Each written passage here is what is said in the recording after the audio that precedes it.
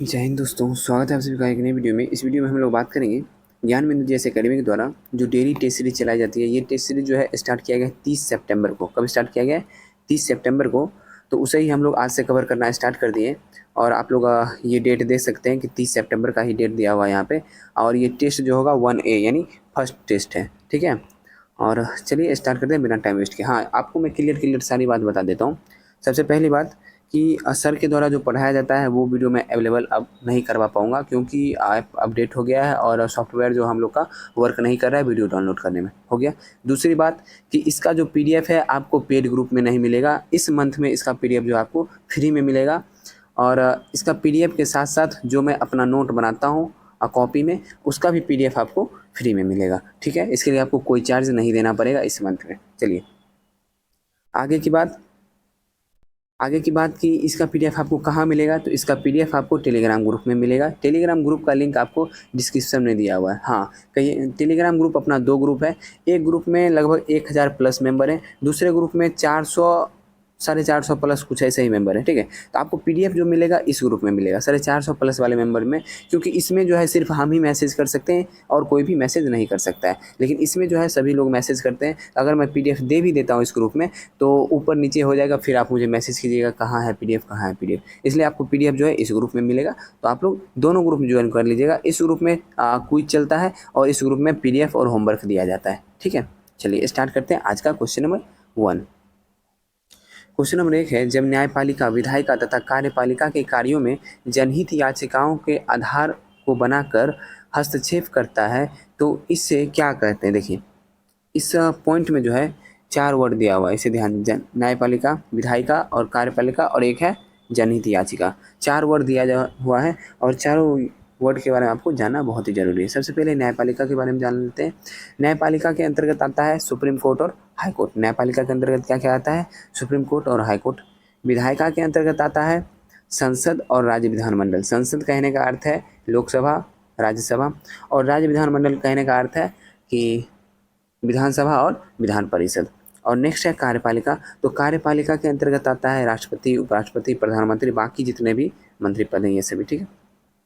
अब आ जाते हैं जनहित याचिका। जनहित याचिका क्या है ये समझने का कोशिश कीजिएगा कि समाज में कुछ ऐसे मुद्दे होते हैं जिसे सुप्रीम कोर्ट तक या हाई कोर्ट तक नहीं लेके जाया जाता है। सुप्रीम कोर्ट या हाई कोर्ट तक नहीं ले जाया जाता है। जैसे कि एक आपको मैं उदाहरण दे देता हूँ। अभी एक वीडियो वायरल हो रहा है बिहारी लड़का वाला जो बंगाल गया था। वहाँ पे कोई भट्टाचार्य नाम का व्यक्ति है जो उसको प्रताड़ित कर रहा है, ठीक है। तो इससे जो है वो व्यक्ति जो है यानी वो लड़का जो है, वो स्टूडेंट जो है, वो सक्षम नहीं है कि हम सुप्रीम कोर्ट तक जाएं इस चीज़ को लेके। लेकिन ये चीज़ जो है सोशल मीडिया पे वायरल हो रही है, हर एक जगह वायरल हो रहा है। तो हो सकता है कि ये चीज़ सुप्रीम कोर्ट तक खुद ही पहुंच जाए और सुप्रीम कोर्ट जो है इस पे खुद से निर्णय लेना स्टार्ट कर दें। इस पे खुद से निर्णय लेना स्टार्ट कर दें। इसी को जो है जनहित याचिका कहा जाता है, ठीक है। तो अगर समझ लीजिए कि अगर इस चीज़ को सुप्रीम कोर्ट खुद से निर्णय लेना स्टार्ट कर देता है, इसका मतलब ये है कि हमारा जो न्यायिक व्यवस्था है वो सक्रिय है। हमारा न्यायिक व्यवस्था क्या है? सक्रिय है। तो इसका आंसर क्या हो जाएगा कि न्यायिक सक्रियता। आगे, पुष्यमित्र शुंग द्वारा कराए गए अश्वमेध यज्ञ की जानकारी देने वाला अयोध्या अभिलेख किसके द्वारा लिखवाया गया। तो पुष्यमित्र शुंग द्वारा जो कराया गया था अश्वमेध यज्ञ, ये किसने करवाया था? तो ये जो करवाया गया था पतंजलि के द्वारा। किसके द्वारा? पतंजलि के द्वारा, ठीक है। और अयोध्या अभिलेख का निर्माण करवाया गया था, ये किसने लिखवाया था? ये धनदेव। पुष्यमित्र शुंग के दरबार में एक मंत्री पद पे थे धनदेव, इन्होंने ही इसे लिखवाया था। केंद्र शासित प्रदेश पुडुचेरी का विस्तार निम्नलिखित में से किस राज्य में नहीं है। तो केंद्र शासित प्रदेश पुडुचेरी का विस्तार जो है किस राज्य में नहीं है बताइए। तो ये जो है गोवा में नहीं है। कहाँ है? गोवा में नहीं है। बाकी आंध्र प्रदेश, केरल और तमिलनाडु में इसका क्षेत्र जो है पुडुचेरी का क्षेत्र फैला हुआ है। नेक्स्ट, इस अधिनियम के तहत ईस्ट इंडिया कंपनी के अधीन आने वाले क्षेत्र को ब्रिटिश आधिपत्य क्षेत्र के रूप में परिभाषित कर कंपनी के प्रशासन तथा कार्यों को ब्रिटिश सरकार के नियंत्रण में लाया गया। तो इसका आंसर हो जाएगा पिट्स इंडिया एक्ट 1784। इसे याद रखिएगा। आप लोग मारे होंगे चार्टर अधिनियम 1813 जो कि गलत है। तो इसका आंसर होगा पिट्स इंडिया एक्ट 1784। हुमायूं ने सूर साम्राज्य यानी द्वितीय अफगान साम्राज्य के किस शासक को पराजित कर भारत में मुगल सत्ता को पुनः स्थापित किया था। तो हुमायूं जो है, देखिए हुमायूं का कार्यकाल जो है वो शासनकाल 2 बार था।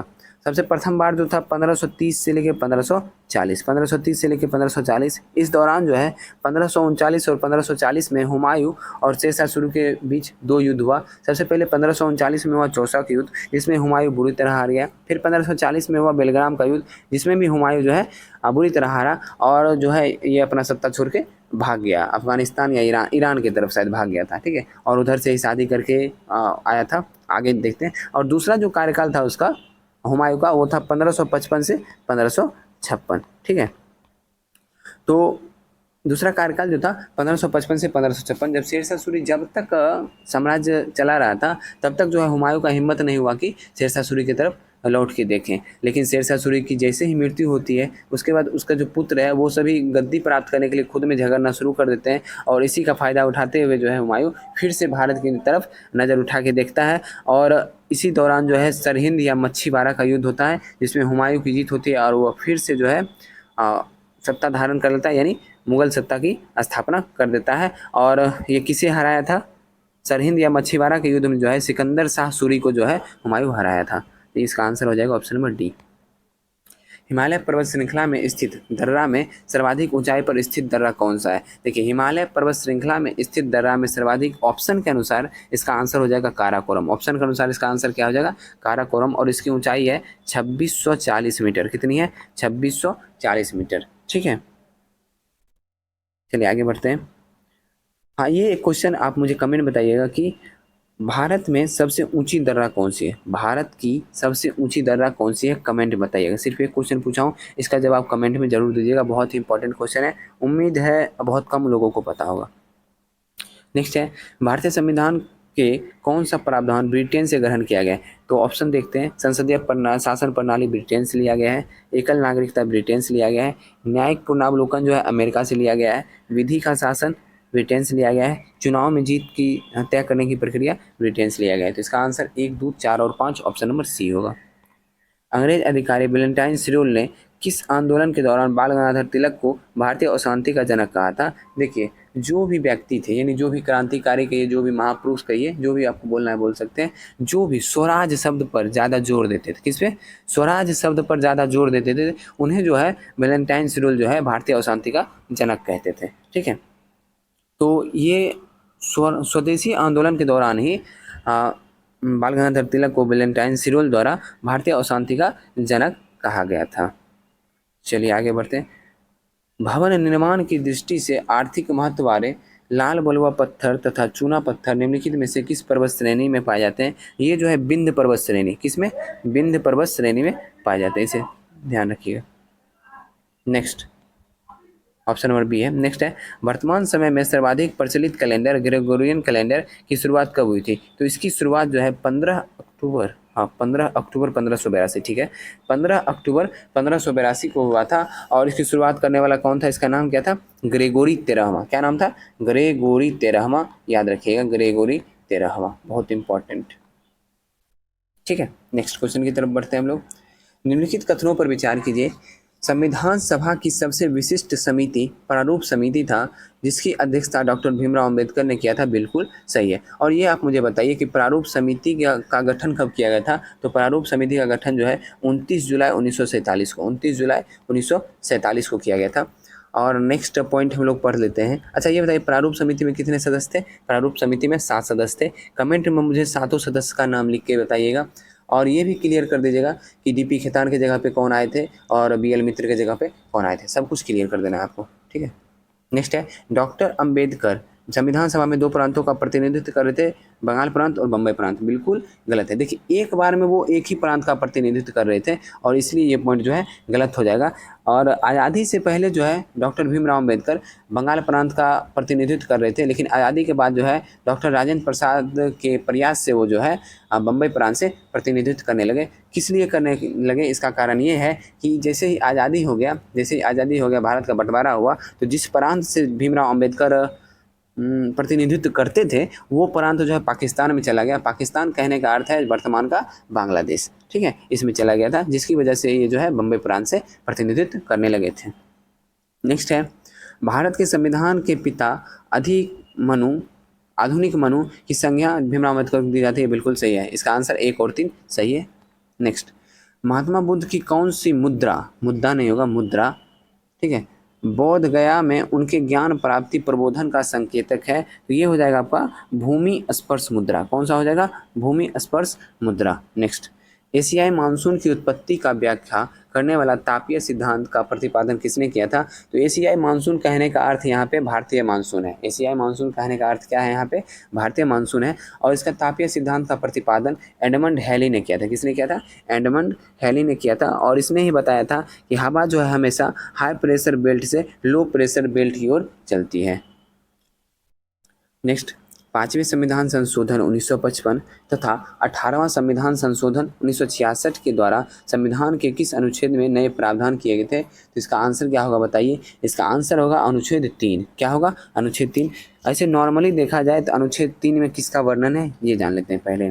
अनुच्छेद 3 में संसद के द्वारा नए राज्यों का निर्माण, सीमा या क्षेत्र या नाम, सीमा, क्षेत्र, नाम में परिवर्तन, इससे संबंधित जो है अनुच्छेद 3 में वर्णन है। लेकिन यहाँ पे जो पॉइंट दिया है कि 5वें संविधान संशोधन 1955 और 18वां संविधान संशोधन 1966 में क्या बदलाव किया गया, ये जानना बहुत ही जरूरी है। ठीक है, तो मैं पहले आपको बताता हूँ 5वें संविधान संशोधन में क्या बदलाव किया गया था। तो नए राज्य का निर्माण संबंधी विधेयक राष्ट्रपति के पूर्व अनुमति से ही संसद के सदनों में रखा जाएगा। समझ में आया कुछ? कि नया राज्य का अगर निर्माण करना है तो उससे पहले जो है अनुमति लेना पड़ेगा किससे?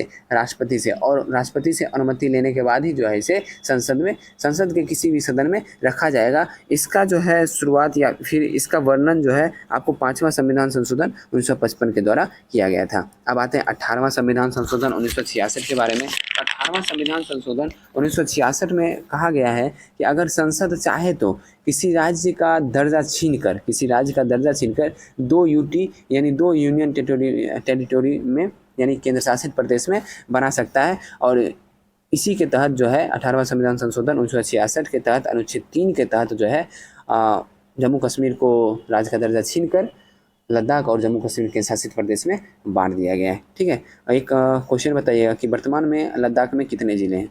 कमेंट में बता दिएगा। तो आप लोग को क्लियर हो गया होगा। आगे बढ़ते हैं। अब वे देश प्राप्त न किए जा सके जिसका मोह सुल्तान को था और उसका कोष जो राजनीतिक शक्ति का सच्चा स्रोत था वह कर दिया गया। इतिहासकार वर्णी ने यह उक्ति किसके लिए कहा है? यह युक्ति जो है इतिहासकार वर्णी ने मोहम्मद बिन तुगलक के लिए कहा है। नेक्स्ट है, सतलज नदी तिब्बत पठार के राकसताल झील से निकलकर किस दर्रा से होकर भारत में प्रवेश करती है? तो सतलज नदी जो है तिब्बत से निकलती है और हिमाचल प्रदेश के जो है कौन सा दर्रा हो जाएगा? हाँ, सिपकिला दर्रा। हिमाचल प्रदेश के सिपकिला दर्रा से होते हुए जो है ये पाकिस्तान में जाके घुस जाती है। तो इसका आंसर क्या हो जाएगा? सिपकिला दर्रा। और हिमाचल प्रदेश में 3 दर्रा है, कौन कौन सा है बताइएगा? उसका ट्रिक है सराब, सिपकिला दर्रा, रोहतांग दर्रा और बारालापचा दर्रा। सराब उसका ट्रिक है, याद कर लीजिए। कौन क्या ट्रिक है? सराब। सिपकिला दर्रा, रोहतांग दर्रा, बारालापचा दर्रा हिमाचल प्रदेश का है। नेक्स्ट, निम्नलिखित कथनों पर विचार कीजिए। अनिवासी भारतीय और दोहरी नागरिकता वाले व्यक्ति होते हैं। बिल्कुल गलत है, क्योंकि देखिए अनिवासी भारतीय कहने का अर्थ यहाँ पे ये है कि जो भारत में नहीं रह रहे हैं। अरे भारत में नहीं रह रहे हैं इसका मतलब ये थोड़ी है कि वो दूसरे देश के नागरिकता प्राप्त कर लेंगे। बिल्कुल नहीं। हो सकता है कि वो पढ़ने के लिए गए हों, हो सकता है कि किसी कोर्स को करने के लिए गए हों, तो इसलिए जो है ये पॉइंट गलत होगा। अनिवासी भारतीय को वे सभी अधिकार प्राप्त होते हैं जो भारतीय नागरिक को प्राप्त हैं। बिल्कुल सही है, केवल 2 जो इसमें सही है। निम्नलिखित कथनों में से कौन सा युग्म सही सुमेलित नहीं है? तो कौन सा युग्म जो है वो सही सुमेलित नहीं है? भाखड़ा नांगल परियोजना सतलज नदी सही है, हीराकुंड परियोजना महानदी सही है, नागार्जुन कृष्णा नदी सही है, पोचमपाद परियोजना कावेरी नदी नहीं होगा, गोदावरी नदी होगा। क्या होगा? गोदावरी नदी। नेक्स्ट, भारत छोड़ो आंदोलन के दौरान ऑपरेशन जीरो आवर के तहत गिरफ्तार गांधी जी को अंग्रेज सरकार ने कब रिहा कर दिया? तो आपको याद होना चाहिए कि भारत छोड़ो आंदोलन जो है 9 अगस्त 1942 को हुआ था और 8 अगस्त 1942 को ऑपरेशन जीरो आवर के तहत जितने भी कांग्रेस के मुख्य नेता थे उनको जो है अंग्रेजों के द्वारा गिरफ्तार कर लिया गया था। और जब तक जो है भारत छोड़ो आंदोलन समाप्त नहीं हो गया तब तक गांधी जी को नहीं छोड़ा गया था और लगभग समाप्त हो गया था भारत छोड़ो आंदोलन। तो उन्हें जो है 6 मई 1944 को छोड़ा गया था। आगे बढ़ते हैं। हर 12 साल के बाद होने वाले जैन धर्म का महत्वपूर्ण उत्सव महामस्तकाभिषेक कहाँ आयोजित किया जाता है? तो कर्नाटक के श्रवणबेलगोला में। कहाँ पे? कर्नाटक के श्रवणबेलगोला में। नेक्स्ट, भारत के उच्चतम न्यायालय ने किस वर्ग के अंतर्गत क्रीमी लेयर की संकल्पना प्रस्तुत की? ये है पिछड़ा वर्ग। और ये जो है इंदिरा सहनी बना भारत सरकार केस के दौरान ये सब कहानी हुआ था, जिसमें 27% आरक्षण भी दिया गया था।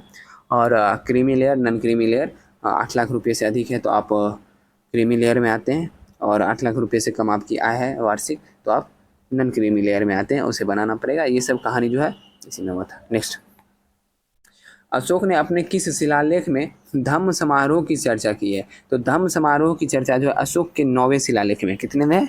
अशोक के 9वें शिलालेख में है। आगे बढ़े। सिंचाई की वह तकनीक जिसमें जल के साथ उर्वरकों को मिलाकर सिंचाई क्रिया संपन्न की जाती है वह क्रिया कहलाता है फर्टिगेशन। क्या क्रिया कहलाता है? फर्टिगेशन। आपको मैं एक और पॉइंट बता देता हूँ कि फर्टिगेशन हो या ड्रिप सिंचाई हो, मतलब सिंचाई से संबंधित कोई भी मुख्य जो क्रिया है वो जो है इंडोनेशिया से लिया गया है, इसे याद रखिएगा। भारतीय संविधान के उपबंध के बारे में निम्नलिखित में से कौन सा कथन सही है? कौन सा कथन सही है? ठीक है, तो अल्पसंख्यक वर्ग अपनी रुचि की शिक्षा संस्थानों की स्थापना और प्रशासन संचालन कर सकते हैं, बिल्कुल सही है। और ये जो है कर सकते हैं अनुच्छेद 30 के तहत। इसके तहत? अनुच्छेद 30 के तहत। नेक्स्ट है, अनुच्छेद 30 के अधीन केवल भाषाई अंतर्जातीय और धार्मिक अल्पसंख्यकों का उल्लेख है, ये गलत है। अनुच्छेद 29 के तहत इसका उल्लेख है। ठीक है, अनुच्छेद 31 को भीमराव अम्बेडकर ने संविधान के आत्मा हृदय कहा था, अनुच्छेद 32 को कहा था। अनुच्छेद 25 में दिए गए स्पष्टीकरण के अनुसार हिंदू शब्द का प्रयोग सभी धर्मों के लिए नागरिक के लिए था, बिल्कुल गलत है। सभी धर्म के नागरिक के लिए नहीं था, 4 धर्म कहिए, हिंदू हो गया, बौद्ध हो गया, जैन और सिख। हिंदू, बौद्ध, जैन, सिख के लिए जो है हिंदू शब्द का प्रयोग किया गया अनुच्छेद 25 में। नेक्स्ट है, अकबर द्वारा 1579 में किए गए मजहर की घोषणा का सार का तत्व क्या था? तो अकबर द्वारा जो 1579 में किए गए मजहर की घोषणा का सार तत्व क्या था? हाँ, इसका तत्व जो था धार्मिक विषय पर कोई विवाद नहीं होना चाहिए। मतलब अकबर का कहना था कि मैं शासक, मैं राजा हूँ, मैं जो बोलूँगा उस अनुसार से यहाँ पे जो भी होगा होगा। तो मजहर की घोषणा कर दिया था, और जो है इसके अनुसार आप किसी भी प्रकार का कोई भी धार्मिक मतभेद नहीं रख सकते हैं, धार्मिक विषय पर विवाद नहीं कर सकते हैं, और इसका पूरा पावर जो है किसके पास है? शासक के पास रहेगा। समझ गए?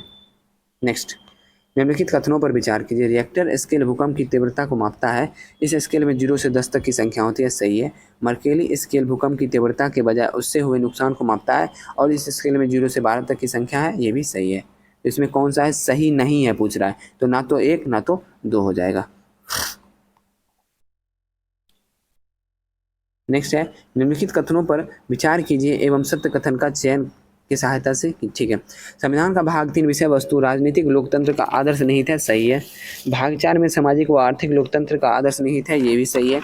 नेक्स्ट है, नागरिकों को सामाजिक, आर्थिक और राजनीतिक न्याय प्रदान करने की बात जो है संविधान की प्रस्तावना में उल्लेखित है, ये भी सही है। इसमें बोला सही नहीं है, तो ये नहीं जो है इसको काट दीजिएगा आप लोग। ठीक है, कौन सा सही है? तो उपयुक्त में से सभी सही है, 1 2 3 सही है। नेक्स्ट है, हिंदू महिला संपत्ति अधिनियम किस वायसराय के समय में पारित हुआ? तो ये हुआ था 1937 में। कब पारित हुआ था? 1937 में। और 1936 से लेकर 1943 तक लॉर्ड लिलिथगो जो थे वायसराय थे। परमाणु क्रांति का संबंध किस उत्पादन से है? तो परमाणु क्रांति का संबंध जो है यह है भिंडी उत्पादन से। नेक्स्ट, प्रसिद्ध पारंपरिक वस्त्र शेरवानी के संबंध में निम्नलिखित कथनों पर विचार कीजिए। शेरवानी प्रायः मुस्लिम पुरुषों द्वारा पहना जाने वाला एक वस्त्र है जो प्रायः चूड़ीदार पैजामे के साथ पहना जाता है, सही है। शेरवानी भारत के आमतौर पर राजस्थान, उत्तर प्रदेश और हैदराबाद में पहने जाते हैं, ये भी सही है। उत्तर भारत के शहरी जनसंख्या में विवाह के दौरान इसे पहनने का प्रचलन वर्तमान में बढ़ रहा है, ये भी सही है। और इसमें भी बोल रहा है कि कौन सा सही नहीं है, तो नहीं को यहाँ भी काट देना है, 1 2 3 तीनों सही है।